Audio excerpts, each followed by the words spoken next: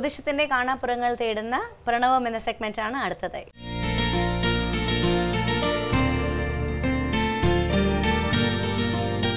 നമസ്കാരം. ജ്യോതിഷത്തിന്റെ കാണാപ്പുറങ്ങൾ തേടുന്ന പ്രണവത്തിന്റെ മറ്റൊരു പുതിയ അധ്യായത്തിലേക്ക് എല്ലാ പ്രേക്ഷകർക്കും സ്വാഗതം. ജ്യോതിഷ സംബന്ധമായ നമ്മുടെ സംശയങ്ങൾ ദൂരീകരിക്കുന്നതിന് വേണ്ടി ഇന്ന് നമ്മുടെ കൂടെയുള്ളത് പ്രശസ്ത ജ്യോതിഷാചാര്യനായ doctor K V Subhash Chandra അവറുകളാണ്. അദ്ദേഹത്തെ നമുക്ക് സ്വാഗതം ചെയ്യാം. നമസ്കാരം സർ.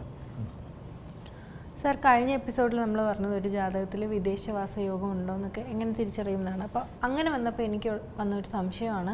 അതായത് വിദേശത്ത് ജനിക്കുന്ന ഒരു കുട്ടി, ആ കുട്ടിക്ക് ജാതകം എഴുതുമ്പോൾ അവിടുത്തെ സമയം വെച്ചിട്ട് എഴുതണോ അതോ നമ്മുടെ ഇന്ത്യൻ സമയം കണക്കാക്കി എഴുതണോ? ഇപ്പോൾ ഇത് വിദേശങ്ങളിൽ ജനിക്കുന്ന കുട്ടികളുടെ പാരൻസിന് തോന്നുന്ന ഒരു സംശയം തന്നെയാണ്. അപ്പോൾ ഈ വിദേശങ്ങളിൽ ജനിച്ച കുട്ടി, ഇപ്പോൾ അമേരിക്കയിലാണ് ഒരു കുട്ടി ജനിച്ചതെങ്കിൽ അത് നമ്മൾ കേരളത്തിലെ സമയം കണക്കാക്കി എഴുതുമ്പോൾ അവിടെ രാത്രിയാണ് ജനിച്ചതെങ്കിൽ ഇവിടെ അത് പകലായിട്ട് എഴുതേണ്ട ഒരു സാഹചര്യം ഉണ്ടാവും. അപ്പോൾ അങ്ങനെ വരുമ്പോൾ ആ ജാതകം തന്നെ മൊത്തം അങ്ങ് തെറ്റിപ്പോവും. അപ്പോൾ നമുക്ക് വിദേശങ്ങളിൽ ഏത് ദേശത്തായാലും എവിടെയാണോ ജനിക്കുന്നത് ആ ജനിക്കുന്ന ദേശത്ത് ആ നാട്ടിൽ അന്ന് ഏത് ദിവസമാണോ, ഇപ്പോൾ തിങ്കളാഴ്ച പകലാണ് ജനിക്കുന്നതെങ്കിൽ പകൽ ഏത് ടൈമാണോ ആ ടൈം, അതായത് 12:20 അങ്ങനെ ഒരു കണക്ക്, ആ ഒരു കണക്കിൽ വെച്ച് തന്നെ ജാതകം എഴുതാൻ പാടുള്ളൂ. അല്ലാതെ കണ്ടിട്ട് ഇപ്പോൾ മുസ്ലിം രാഷ്ട്രങ്ങൾ, അതായത് UAE-യിലുള്ള സമയവും നമ്മുടെ ഇന്ത്യൻ സമയം തമ്മിൽ 1.5 മണിക്കൂറിൻ്റെ വ്യത്യാസമുണ്ട്. അപ്പം നമ്മൾ ആ 1.5 മണിക്കൂർ ഇറക്കി അല്ലെങ്കിൽ കയറ്റി, അതേപോലെ അമേരിക്കയിലാണെങ്കിൽ 12 മണിക്കൂറാണെങ്കിൽ ആ 12 മണിക്കൂർ അങ്ങനെ ആ ഒരു കണക്ക് ഒരിക്കലും വരാൻ പാടില്ല. ലണ്ടനിലാണെങ്കിൽ ഇത്ര മണിക്കൂർ അങ്ങനെ കണക്കാക്കാൻ പാടില്ല. നമുക്ക് ഏത് നാട്ടിലാണോ ജനിച്ചത് ആ നാട്ടിൽ ജനിച്ച ആ ദിവസത്തിൻ്റെ ആ സമയം വെച്ച് തന്നെ എഴുതണം. ഇത് തന്നെ നമ്മൾ മുമ്പൊരു എപ്പിസോഡിൽ പറയുകയുണ്ടായിരുന്നു. നമുക്കൊരു ജാതകം പരിശോധിക്കുമ്പോൾ ലഗ്നത്തിൽ ശനിയുടെ വ്യാഴത്തിൻ്റെ ഗുളികൻ്റെ 1/2 ബന്ധം വരികയും ആൺകുട്ടിയാണെങ്കിൽ അഷ്ടമം ഓജമാവുകയോ അല്ലെങ്കിൽ അഷ്ടമത്തിലേക്ക് ഓജത്തിൽ നിൽക്കുന്ന ഗ്രഹത്തിൻ്റെ വിശേഷാൽ ദൃഷ്ടിയോ പൂർണ്ണദൃഷ്ടികയോ വരികയോ ഇങ്ങനെയെല്ലാം ചെയ്താലാണ് ഒരു ജാതകം പൂർണ്ണതയിലെത്തുള്ളൂ. അപ്പോൾ ഈ ജനിച്ച കുട്ടിയുടെ ജാതകം കൊണ്ടുവരുമ്പോൾ ചില ജാതകം അരമണിക്കൂർ പിന്നോട്ട് മാറും, ചിലത് 2 മണിക്കൂർ പിന്നോട്ട് മാറും, ചിലത് 4 മണിക്കൂർ പിന്നോട്ട് മാറും, ചിലത് 6 മണിക്കൂർ പിന്നോട്ട് മാറും. അപ്പോൾ 6 മണിക്കൂർ വരെ പിന്നോട്ട് ഇറങ്ങിയ ജാതകങ്ങൾ ഒത്തിരി നമ്മുടെ അടുത്ത് വന്നുമായിട്ടുണ്ട്. ചിലർക്ക് നാളെ തന്നെ മാറിപ്പോവും. അപ്പോൾ അതിൻ്റെ കാരണം എന്ന് വെച്ചാൽ ഈ പറയുന്ന ചിലർ വന്നിട്ട് പറയും 12:59 ജനിച്ചു എന്ന് പറയും. അവർ ആ 9 വരെ ഭയങ്കര പ്രാധാന്യം കൊടുക്കുകയാണ്. അപ്പോൾ നമുക്ക് ഈ 9 പ്രാധാന്യമില്ല. ചിലപ്പോൾ ഈ ജാതകം 2 മണിക്കൂർ പിന്നോട്ട് ഇറങ്ങാനുള്ളതാണെങ്കിൽ അപ്പോൾ 10:59 മാറും. അപ്പോൾ അത്ര കണ്ട് ജാതക ചിന്തയിൽ ശ്രദ്ധിക്കേണ്ട ഒരു കാര്യമാണ്. നമ്മൾ മുമ്പ് പറഞ്ഞ പോലെ ഈ പ്രസവിക്കാൻ പോകുന്ന ലേഡിക്ക് കുറേ സമയം പ്രസവവേദന ഉണ്ടായി നിൽക്കുകയാണെങ്കിൽ ആ പ്രസവ ലക്ഷണങ്ങൾ കാണിച്ചിട്ടുണ്ടെങ്കിൽ കുഞ്ഞിൻ്റെ കൈവിരൽ നഖമോ തലമുടി നാരോ വായുബന്ധം വന്നാൽ അതാണ് ജനനപ്രമാണം. ഇത് നമ്മൾ പല പ്രാവശ്യം പറഞ്ഞിട്ടുണ്ട്. മന്നത്രികോണേഷു ഗുരുത്രികോണെ മാന്യത്രികോണേഷു പ്രസവം വസന്തി എന്നുള്ള ആ ഒരു പ്രസവ പ്രമാണം നമ്മൾ പല എപ്പിസോഡുകളിലും പറഞ്ഞിട്ടുണ്ട്. അപ്പോൾ ആ ഒരു കണക്കിൽ വെച്ച് മാത്രമേ നമുക്ക് കുട്ടിയുടെ ജാതകം ചിന്തിക്കാൻ പറ്റുള്ളൂ. അങ്ങനെ ചിന്തിക്കുന്ന ആ ജാതക വിശകലനത്തിലൂടെ വരുന്നത് മാത്രമേ കൃത്യമായിട്ട് കുഞ്ഞ് ഏത് രീതിയിലേക്ക് പഠിച്ചു വരും, ഏത് ജോലിയിലേക്ക് വരും, ഏത് കാലഘട്ടത്തിൽ വിവാഹം നടക്കും, ഇങ്ങനെയുള്ളതെല്ലാം പറയാൻ സാധിക്കുള്ളൂ. അപ്പോൾ ഇത് തന്നെ ചിലർ പറയും ഒരുപാട് ഗണിച്ച് ചിന്തിച്ച് എഴുതുമ്പോൾ അങ്ങനെ എഴുതിയ ജാതകം എന്ന് പറയുമ്പോൾ നമ്മുടെ അടുത്ത് വരുമ്പോൾ ചിലർ പറയാറുണ്ട് ഈ ജാതകത്തിൽ എഴുതിയ ഒന്നും എൻ്റെ ജീവിതത്തിൽ സംഭവിച്ചില്ല എന്ന് പറയുമ്പോൾ ഈ ലഗ്നം ഇങ്ങനെ പിന്നോട്ട് മാറുന്നതിൻ്റെ ബാക്കി പത്രമാണത്. പിന്നെ പല ആചാര്യന്മാരും പറയുന്നത് ഒരുപാട് ചിന്തിച്ച് ഗണിച്ചെഴുതണം. ഇന്ന് ഒരു ആചാര്യനും ഗണിച്ചെഴുതുന്നില്ല. ഇന്ന് എല്ലാവരും ചെയ്യുന്നത് അവിടെ ലേഡീസിനെ ഇരുത്തിയിട്ടുണ്ട്, കമ്പ്യൂട്ടർ തുറന്നു വെച്ചിട്ട് ആ സോഫ്റ്റ്വെയർ അപ്ലോഡ് ചെയ്തിട്ട് അങ്ങ് എഴുതാണ്. അവരുടെ അഡ്രസ്സും ഉണ്ടാവും. അപ്പോൾ എല്ലാവരും എൻ്റെ അടുത്ത് വന്ന് ജാതകം തന്നെ ചോദിക്കുമ്പോൾ ഞാൻ പറയാറ് നിങ്ങൾ കമ്പ്യൂട്ടർ സെൻറ്ററിൽ പോയിട്ട് ഒരു തലക്കുറി ഒരു ഗ്രഹനില മാത്രം മതി.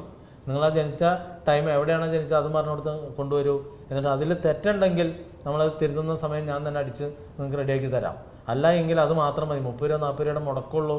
അല്ലാതെ കൊണ്ട് ഇതിനു വേണ്ടി ഒരു പൈസയും കളയണ്ടെന്ന് പറയാം.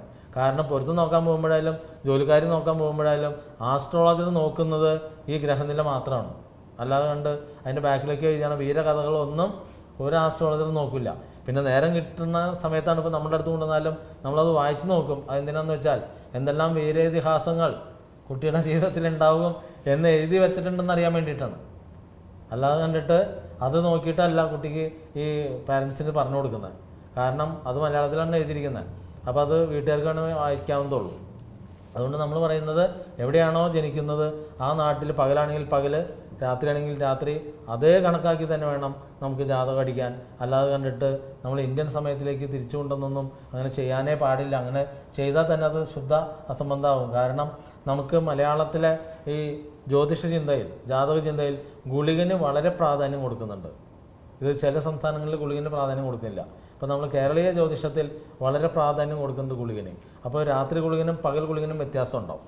അപ്പോൾ അങ്ങനെ ഗുളികൻ വ്യത്യാസം വരുമ്പോൾ അവിടെ രാത്രി ജനിച്ച കുഞ്ഞിനെ ഇവിടെ പകലാക്കുമ്പോൾ ആ ഗുളികന് വരെ വ്യത്യാസം വരും. അപ്പോൾ ഇങ്ങനെയുള്ള ചിന്തകൾ കൃത്യമാകണമെന്നുണ്ടെങ്കിൽ നിങ്ങളൊരു കുട്ടിയുടെ ജാതകം ഏത് ജോലിയിലേക്ക് വഴിമാറി വരും, അല്ലെങ്കിൽ ആ കുട്ടിയുടെ സ്വഭാവം, കുട്ടി എന്താ ഇങ്ങനെയെന്നൊക്കെ തോന്നുന്നുണ്ടെങ്കിൽ, ഭയങ്കര ശാഠ്യക്കാരനാണ് അല്ലെങ്കിൽ വിചിത്ര സ്വഭാവം കാണിക്കുന്നു, ഇങ്ങനെയുള്ളതൊക്കെ ഉണ്ടെങ്കിൽ നമുക്ക് ആ ജാതകം നോക്കിയാൽ മനസ്സിലാവും.